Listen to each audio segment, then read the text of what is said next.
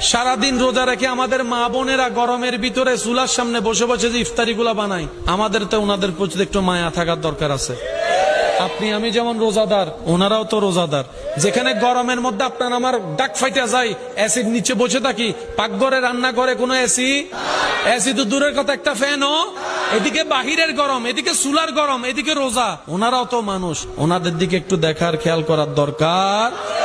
মনে রাখবেন ভাইয়েরা, আমাদের দ্বারা যদি কারো উপকার করা সম্ভব না হয়, আমাদের জীবনটা যেন কারো ক্ষতির কারণ না হয়।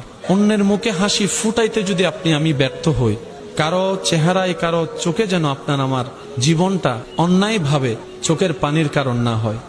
মনে রাখবেন, রব্বুল আলামিন নিজের হক মাফ করতে রাজি, কিন্তু রব কখনো বান্দার হক মাফ করে না।